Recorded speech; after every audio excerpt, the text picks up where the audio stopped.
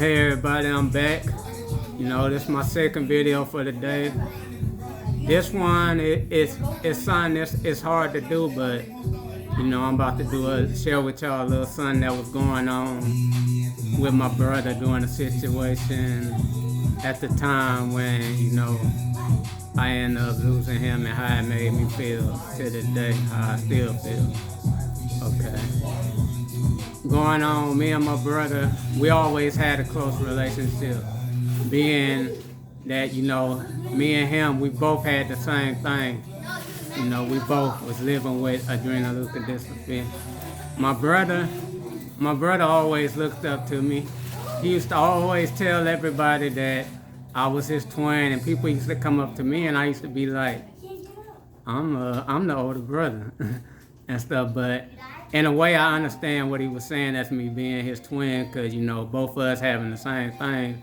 I guess that basically made us like twins and stuff. And during the time when the whole situation happened, when my brother fell out, I was actually in the shower, taking a shower, and I heard everybody yelling, telling me to come get out the shower, and I was trying to hurry up, trying to get dressed and everything, but I don't move too fast and stuff. So I was moving, and time I got out there, I just seen the way he was, and we was trying to get him. My brother, man, he was caught strong. Just the strength that I seen him, the strength that he had during that time.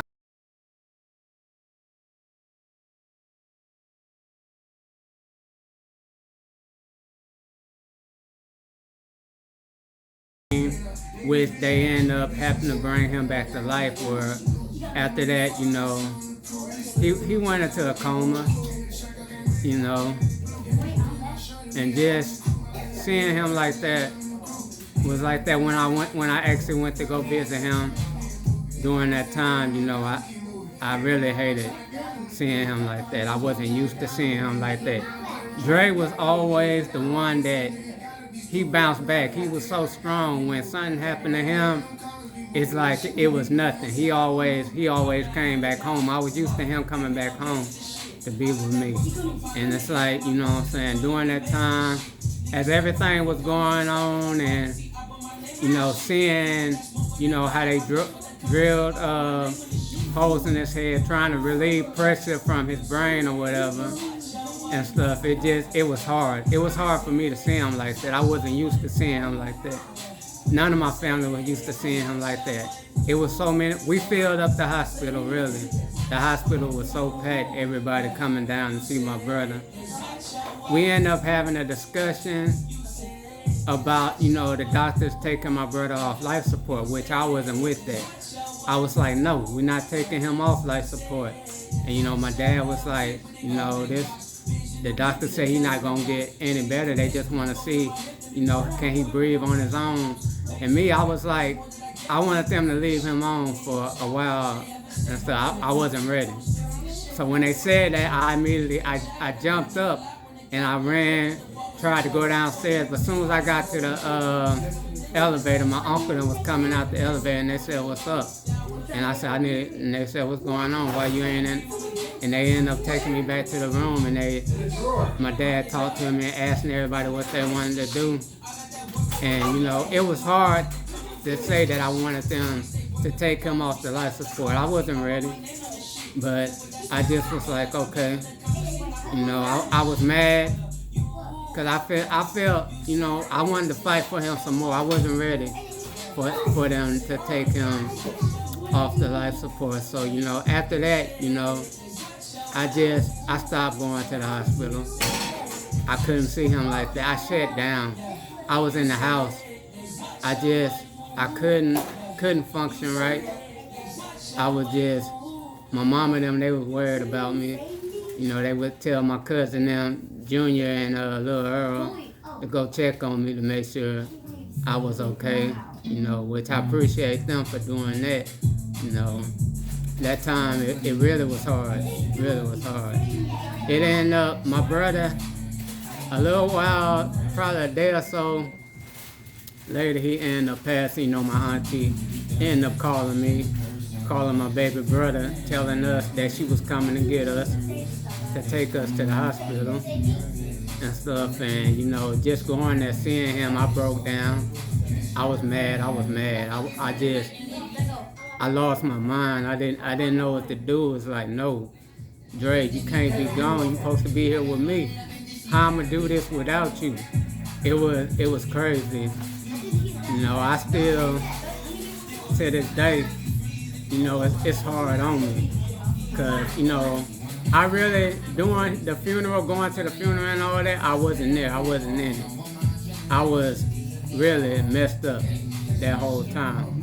I remember my cousin coming down the day before the funeral, and he told me, he said, "Cuz, I got something for you." Me and him went, we taking a ride and stuff, and he showed me a big bottle of Crown Royal.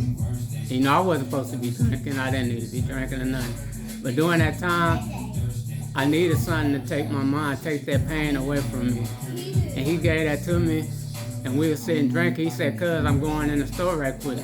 He was gone for a while, and I was just sitting there. I was drinking so much. The bottle was almost gone. He came back to the car, was like, "Cuz, you about drunk the whole bottle." Man, that was the worst thing I could have ever did. I ended up going back to the house, throwing up. Everybody was mad, like, why he drinking? He ain't supposed to be drinking. And, my cuz, he really didn't know. He was like, I ain't know, and stuff. And then, I ended up showering up, getting the shower, laying down. I woke up hungry. Of course, I ended up eating some cereal, which was the worst thing. I guess milk and liquor wasn't good to mix together and stuff, because when I ate the cereal, I ended up just throwing up again and stuff. And that next morning came, the day of the funeral, and I got up, I had a hangover. I was out of it. Everybody was giving me water and stuff, trying to get me straight. And stuff. At the funeral, I couldn't barely walk. I wasn't myself. And I seen him, but it's like the memory that I had of seeing his last memory, I didn't have it, because I was messed up. And it hurt me to this day, knowing that I let myself get like that and stuff, because, I would give anything to have that last moment, to remember that last moment. I didn't remember them burying him, taking him to the grave. I didn't really remember none of that. I was out of it. Now, today, it's hard going on knowing that my brother's gone. I still, a lot of times when I'm home with my mom and I go home, I still expect to see him. I want to see him. I still want to talk to him. Me and him, we had talks between me and him all the time. He would tell me what was going on with him, when he was upset about something. And I would tell him what was going on with me when I was upset about something. Dre, it's never been the same without him. He was there for me in a lot of my relationships. He always would tell me if he didn't like a female that I was with, he would be like, "Bruh, that ain't you." And I'd be like, "For real, you don't like my girl?" He'd be like, "Nah, that's not you." And and it seemed like for some reason he was always right, because it really wasn't me and stuff. But missing him, just trying to explain to his nieces and nephews about him is hard. I still sometimes tear up sometimes thinking about him. I shut myself in my room sometimes. I don't want to be bothered. I think about him and stuff. I haven't seen him. I always heard of people talking about how they grandparents or they seen their mother, them coming back to see them. I never got to experience that with him, and I always wanted to experience that with him. But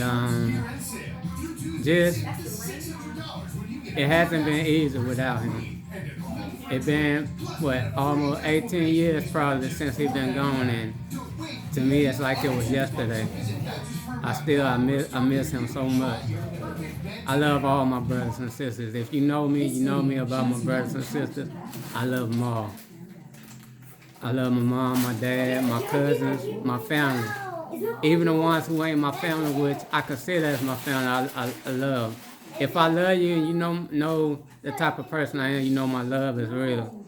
I'm not one to play no games or do anything like that.